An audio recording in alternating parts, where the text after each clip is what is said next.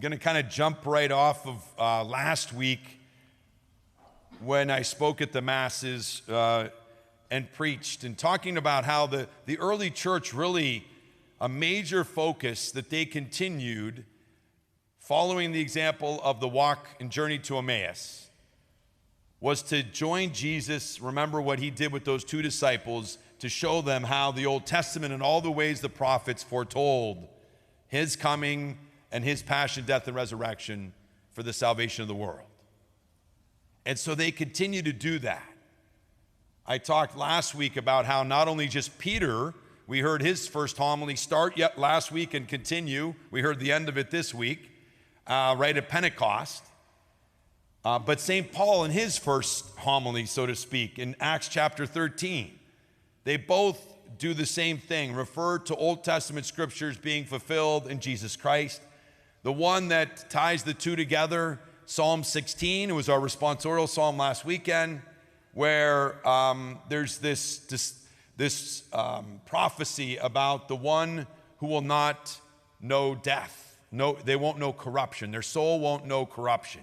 And Peter said, it can't really be David because his tomb is close to here. Remember that last weekend? Paul did the same thing. He referred to that in his first homily as well. And so that was a significant thing for the early church in them teaching and finding kind of validation, so to speak, in the gospel, the good news. Now we see this weekend kind of a building on that. Another way of referring to the Old Testament, it's not one of the scriptures we heard this weekend at Mass, but Jesus in the gospel is referring to it. It's Ezekiel in his chapters around 32, 33, 34. He talks about this image of the shepherd. And interestingly enough, he would refer to seemingly two different shepherds. He would say at one point, the shepherd who is going to be David, or like David, maybe in the line of David, that would come to be the shepherd. But then also in Ezekiel, God kind of acknowledges, you know what, all the shepherds I've sent have never really done it right, have never been able to do it. So I'm going to be the shepherd.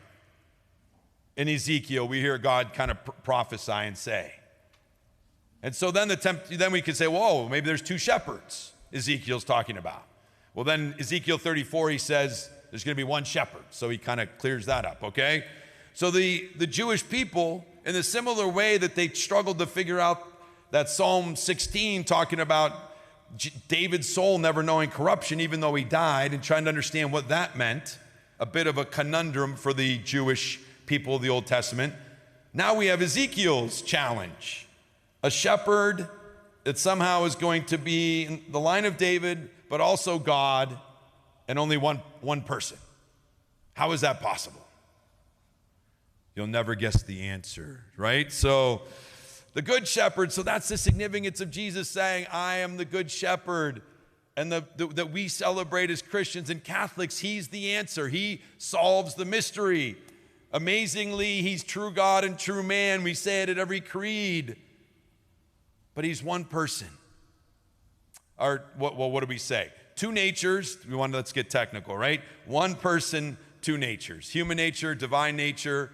That one divine person, the second person of the Trinity, manifest in Jesus Christ, the Word made flesh.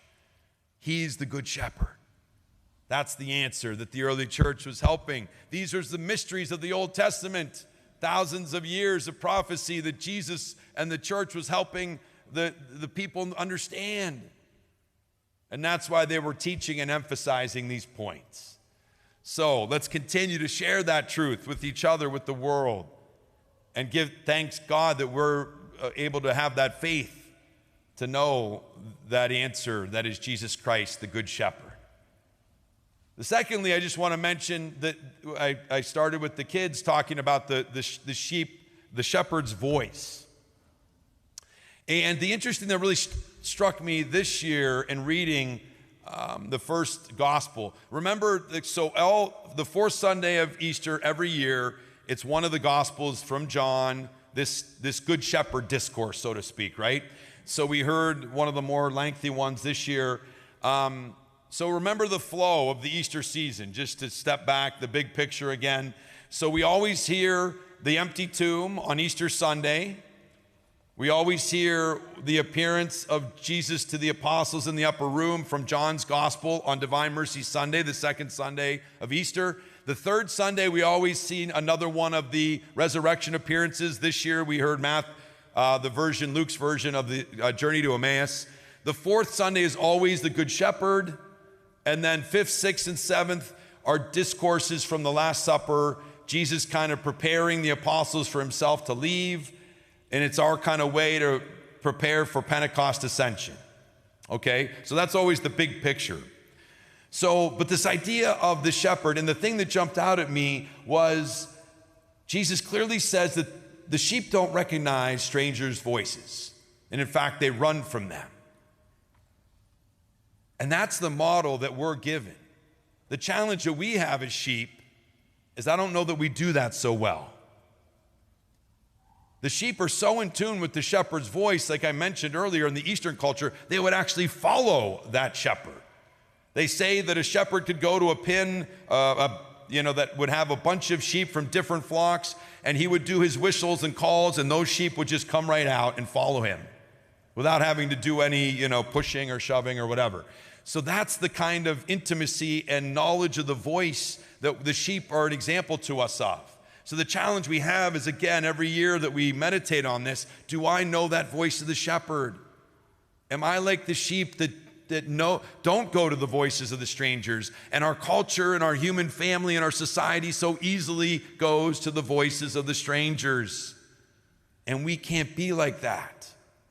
But the only way we can make the distinction, because that voice can be pretty deceiving. That voice of the evil one can use some pretty compelling voices to attract us and draw us.